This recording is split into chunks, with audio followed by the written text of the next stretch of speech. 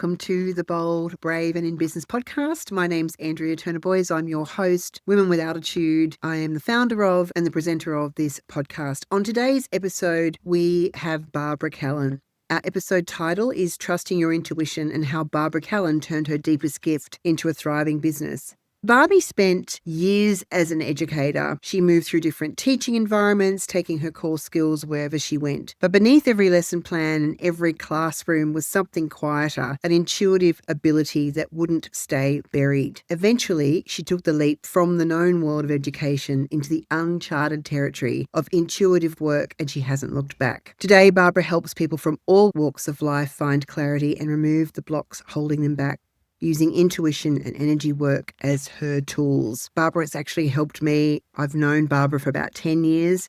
She's helped me so often and steady me when I'm having a major wobble, or steady the ship, so to speak. We talked about all sorts of things today: pricing, being in alignment, how fear pushes people away. There's so many good things in today's episode. So I hope you'll find it heartfelt, but also enjoyable, and that you'll take away something that you can apply and it will lift you up. Here's my conversation with Barbara Callan. Hi, Barbie. How you going?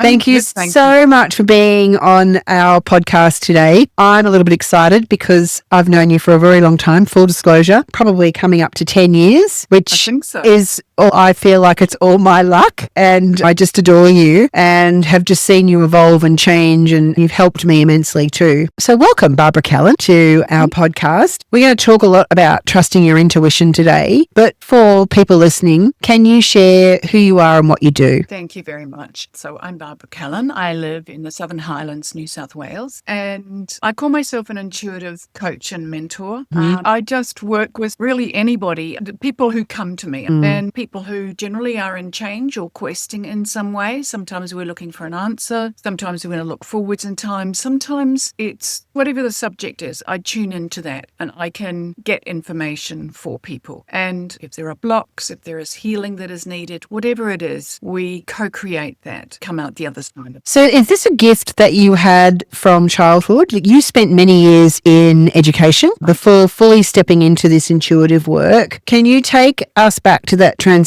Like, what was the final thing that made you go, what was the moment, or maybe there was a series of moments where you went, I just don't want to do teaching anymore and I'm going to lean into this gift that I have? That's a great question, because it was something that kind of came creeping up behind me. I'd always been interested in this other world. And for a while, I had been learning. I'd been going to a place every Monday night to meditate. And then they used to do maybe some healing, maybe some psychometry, which is holding something and getting images or reading energy from whatever that might be, whether it was a ring or a watch or a bunch of keys. And you wouldn't know whose it was. And so I had all this stuff sort of bubbling away. And then a friend asked me if I would do a psychometry reading for her. Never done one before anyway. So I said, sure.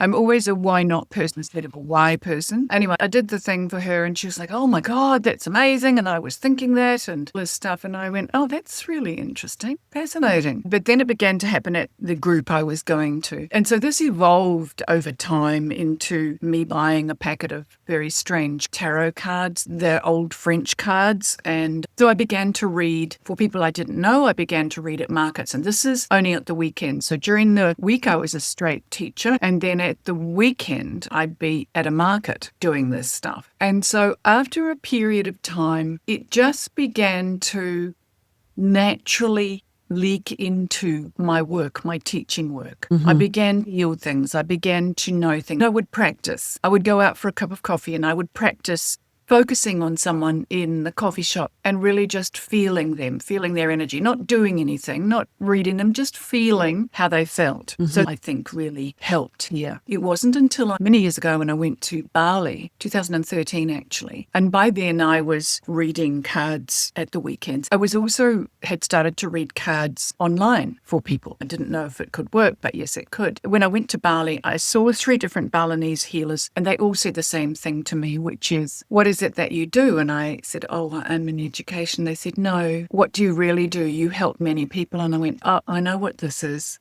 So I just went back to the high school that I was at and just handed in my notice.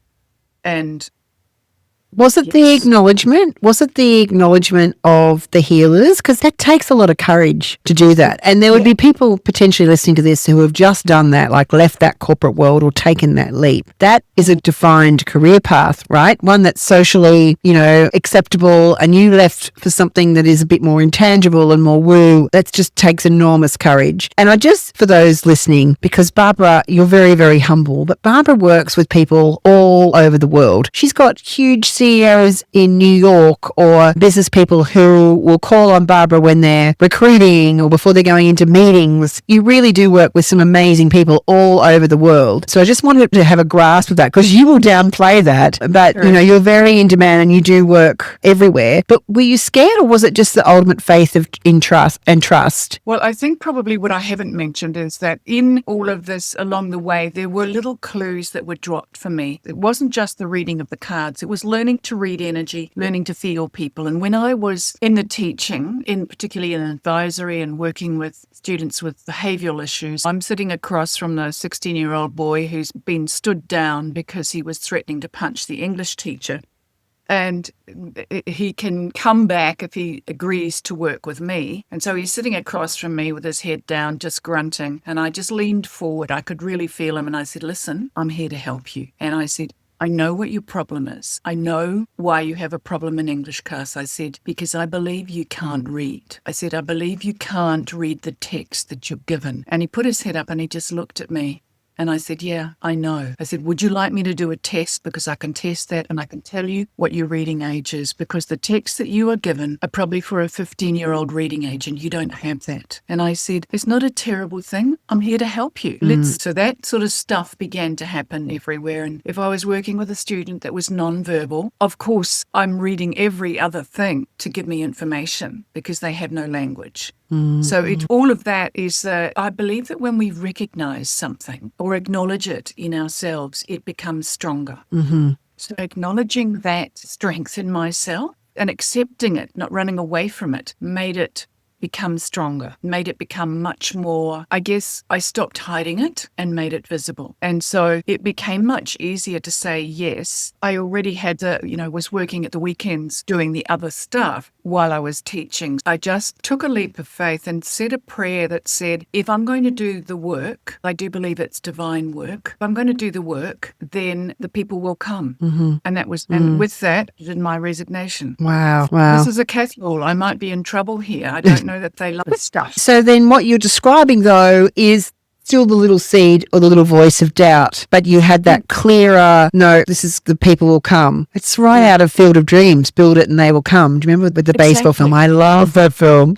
I can imagine very clearly you with that 16-year-old boy, because you have a very calming presence. If you're listening, you can feel there's a really gentle calmness. Whenever I'm with you, I always feel calm and kind of centered and balanced and grounded almost instantly. So that's a beautiful strength or quality that you have. One of the things that you have spoken about was the challenge of pricing yourself when what you offer, energy work, intuitive healing, it comes naturally to you. How did you work through that? And I know that's been a topic that you've spoken on a Women with Attitude and you now help other people. How did you navigate that? Well, that's interesting, of course. So number one was I looked at other people, what they were doing, and remembering that no one can be me. So I compare myself, but there were people who were way out of my league, I thought. And I did actually go and taste, suck it and see, try people just to see what they offered for that price. And I was actually quite surprised. I came away and thought, wow, that's because I always come back to from the background of teaching professionalism, checks and balances, how many checks have you put in the box, etc. So I want to be having a process. I want to be having professionalism. I don't want a crushed velvet and hoop earrings. Look, there's nothing wrong with that. Not me. Yeah, that's not you. It's not me. And I have been very clear that I don't want my clients to be limited. So I want the banker still be able to come to me because I look professional, like I know what I'm doing. I've got a process. And even though, there is a process to it. And back to the pricing, I did some research, visited and looked at some people. And then I know that our price has to be, we must be comfortable with it. We must be able to hold it. Because if you can't hold it, it'll show in your voice. And the minute you do that, someone will question your price and then you'll wobble on it. So you feel like you need to give more or give a discount. Okay, now this is big because a lot of women do this, right? So when you say hold the price, what do you mean? Can you expand a bit on that? So someone who's listening to that for the first time, what does that mean? Well, I'm going to give you an example of this. So you must be comfortable with it. You can't charge a price that's going to make you feel sick because what will happen is if we've got a body of energy around us, around a physical body, that's what people read first and meet first before they meet us. They're going to respond on your field, what it is that you're putting out. If you're nervous and anxious, you'll make them nervous and anxious. If you need to say the money part, if you're not comfortable with it, neither are they.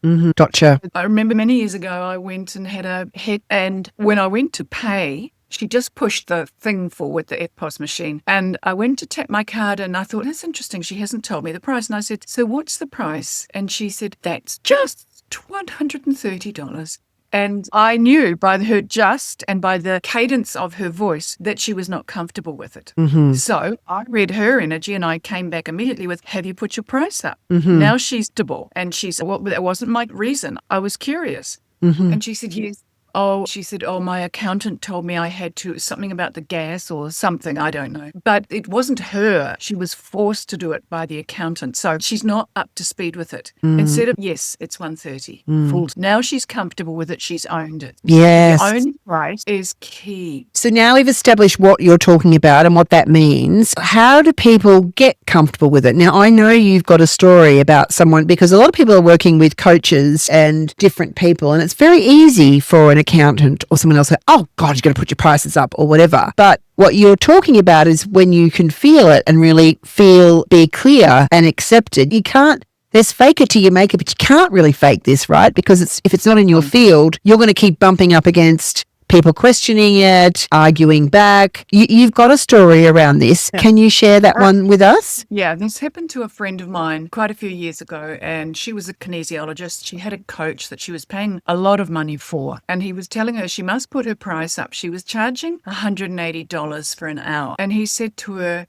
she must go to 500. And she rang me and she said, I feel sick. Literally, she said, I feel like I want to throw up. There's no way I can charge 150. I don't know what to do. And I said, let's work with it. Oh, you mean 500? There's no way she could charge 500? No. Yes, yes. She's comfortable at 180. She said, I know I can go a little bit higher, but I can't go to 500. I don't. And he said, I'm going to speak to you next week and you need to have, you need to be at 500 and all this stuff. And she was like, I've paid the money. I can't drop from this guy, etc. So I said, okay, let's get into a practice around this. So 500 you can't do because it's making you nauseous. 180, you need to do more of. So we know we need to shift it. So we started to drop back. And every time I was asking her, how does that feel in your body? Because I'm looking for alignment. Because when the hairdresser at 130 was out of alignment. And I questioned it. I was curious. I picked it Maidstone. I said, so 500, can you do 450? And she said, still sick. I said, okay, let's drop back. Can you do 400? No, I can't. Okay, now I'm down in the 300s. You do 350. And she said, no, I can't. So she's reading her own body. She can't sit with that number. She's not comfortable. Her body's giving. So we kept going like that until we got down to 250. She said, I can do that. And I said, now the next question is, how are you going to introduce this to your clients? And she said, well, I already have a strategy for that. So she said, new clients will pay the new price. My old will have an increment every few months until they reach 250. Now, her greatest fear was, oh my God, I'm going to lose clients. So she lost one client. Everybody else. And the bonus was, she said, I can't believe it. She said, they now take me more seriously. They now do everything I say. They don't miss their appointments because it's more valuable to them. Paying money, it has more value in their eyes. So I thought that was a really interesting and valuable lesson because she learned her own value. And when she landed on it and she could hold that number without wobbling, her clients were very happy. Yes. It's very powerful because it's out of your comfort zone, right? Because Absolutely. being out of your comfort zone is more of an internal, personal thing. Whereas when you're transacting with people and you're charging them, it's a different dynamic. And so by holding that space, that leads me to the next thing, which you also say that energy and mindset attract your kind of clients. So that's what you're talking about, right? Can you unpack that a bit for us? Because it's being clear with your rate, but I think a lot of people are working on the systems and processes side, you know, making sure that their business is invoicing correctly and is priced accordingly to the consumer index and blah, blah, blah, but they're not necessarily working on the mindset. Because I've seen some women who have got fantastic product and service, but they're not getting any clients because it's the mindset stuff that isn't right. Can you talk a little bit about that? Absolutely. Well, first and foremost, I would say fear is going to push people away. Now, that's the greatest challenge. I've worked with quite a few real estate agents. I've done house clearings by distance in different countries. And one problem is that they're sitting there, they don't have any listings, or their house is not sold at auction. And so I'm saying to them, listen, you are in fear, and that contracts your energy. That's not going to bring in anybody. So what I want you to do is you've done all the things that you need to do. I need you to go and have a cup of coffee. I need you to go and sit where you like. Go and walk in a homeware shop, in a furniture shop. Wherever you like to be, interior design, wherever it's going to lift your soul, I want you to go there. Now, I can remember one particular client who was a real estate agent, and she did exactly what I said. It's coming. It's coming. Just you have to believe it. So get out of your head, go and do this, expand your energy. So she does this. She calls me back that afternoon and she said, well, you're not going to believe this, but I know you will. And I said, yes, you're right, I will. Well, I'm just drinking my coffee and my phone rings and I have a listing. I said, how it works. The worry is going to keep the people away. You have to know it, not believe it and wish it and hope it. We can believe it, but the knowing keeps your energy expanded. It is coming. And the universe is just giving you a little downtime because maybe you need the downtime. Maybe you need the pause. That's really just more about how the echo of our energy is going to push or pull, magnetize or repel. Drawing the clients that are a match for you is curating your own energy. So whatever you do in the morning to take care of yourself, set your intention, go and be out in the sun, do your deep breathing, whatever you do, that is probably the most important part of your day. And we've got this ideal client and all of that sort of stuff, but they're also people. So if you go to a network, sit in the car beforehand, or you go to a meeting and decide, I'm going to make good connections today. I'm going to make connections of the heart. And it doesn't have to be, I'm going to get these clients. A client needs to be warm. So you need to have a warm connection with somebody, and they need to know you, and you need to show yourself so they can connect. That keeps the energy open. Heart energy, for me, and in my experience, is the most powerful thing I have in my toolbox. Just beaming out love. I do it every morning when I've finished meditating. I just send it out there to anybody who needs it. And that informs my field of energy. And if people feel better just because they've been around you, then they want more of that. Intangible. So, and to the point of your clients are going to mirror you. If you're working with people, but particularly if you're a healer or a coach, people will come in waves and they will have a theme with them. Yes, for sure. And you'll then realize that actually you have that same theme. There's this, you know that old saying, the other is none other than the self. When I work with you and we fix something, it's cleared in me too. We're doing it because we're all connected. Yeah, I love this. So the word that you're kind of referring to, you didn't say it, is certainty, right? So that's a word you use, I've heard you use. It's a theme that you keep coming back to. So it's about being grounded. It's not arrogance. It's a certainty. You said decide what you want. There's a certainty about that we have to cultivate, right? Absolutely. Yeah. And I think in our businesses, there can often be a bright, shiny new thing that we should all lurch over there and try it. But what if it doesn't work? And what if it's not the right time? You don't need to fix something that's not broken. You know, sure, we can look at something new, but if what you've got is humming, then stay with it. I think too, fully recognize and embrace yourself and what you do, and to really do some deep listening. I love that word. Deep listening at what people say and what they don't say to you and about you, and to believe it. But when they tell you good stuff, to actually believe it and acknowledge it and thank them for acknowledging you in that way, because they're giving you a most wonderful gift. And when you hear that stuff a few times, then you do believe it deeply.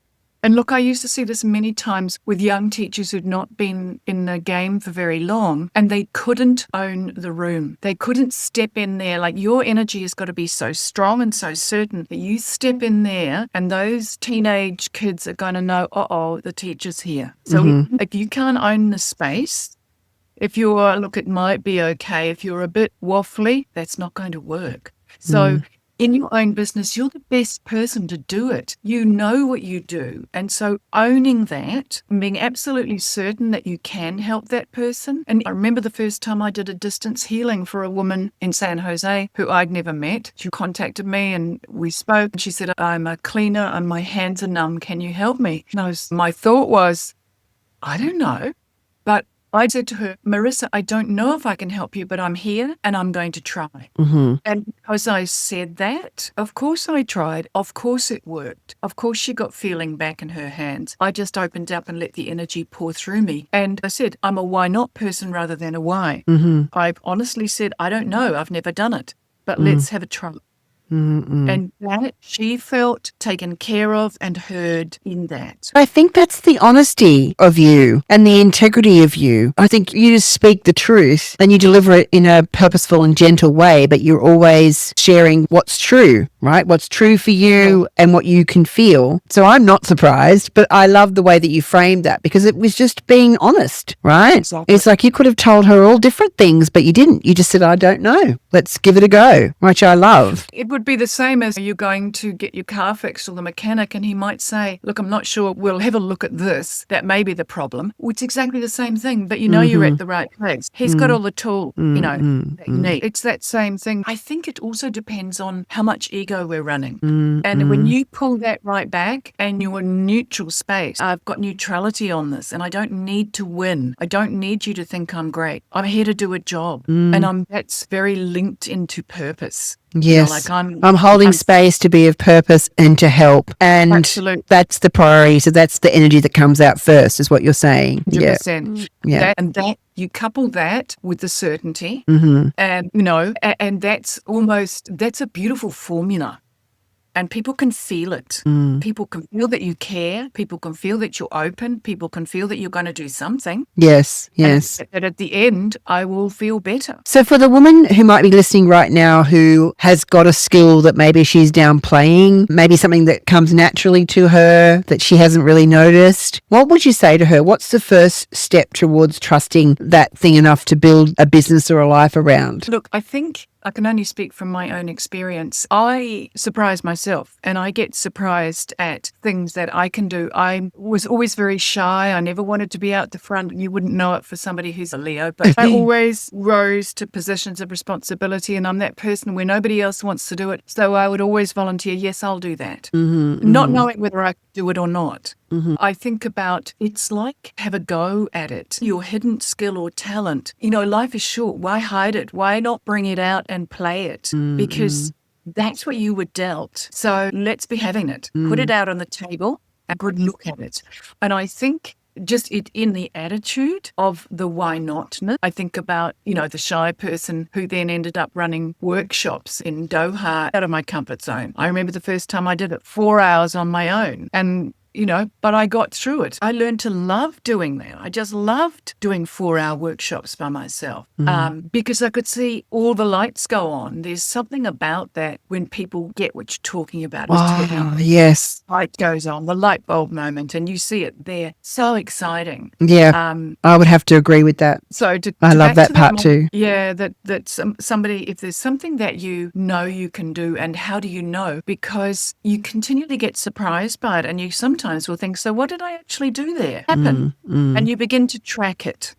And oh my God, it's that. Well, if you can help others come from that space, if you can help others by putting that forward, why wouldn't you? Never for one moment thought that people might think that I was a wrong person for being intuitive or for reading cards at the market on a weekend. Well, my mother did. But it's like I had to do it because it was there. I had to do it. I want to pivot for a second because I want to share with our listeners, you have a meditation group. You've got about 150 people in a WhatsApp meditation group, and on a Monday morning at 6 a.m. every Monday morning, you lead a meditation, you record it so people can do it with you, or you put the recording in the chat and then pop in and hear it later. And it's such a beautiful meditation. There's always a flood of comments. Thank you, Barbara. And it's amazing. Why is meditation so important and why is it so powerful? Look, I see what we're experiencing right now through all the madness that we're living through, the change upon change upon change, expansion of energy, things that are going on in our bodies to try and keep up with the different energies that are pouring in. There's a level of anxiety that every single person is carrying. And it's because we're running faster and faster on that conveyor belt. So taking a moment to become present, I think is the greatest gift. Present with yourself, then when you are in connection with another person, to be present with them. And there's a phrase that I have heard and I love to use it, to be right behind your eyes, to be so present with someone that when you look into their eyes, you know that they're right there behind their eyes. And meditation trains you to come into that space of stillness and presence. Because I'm not thinking about 6 other things while I'm talking to you. The very nature of that tracking device phone, it causes us to have very short attention spans and be distracted to the extent that people only want to spend 3 minutes listening.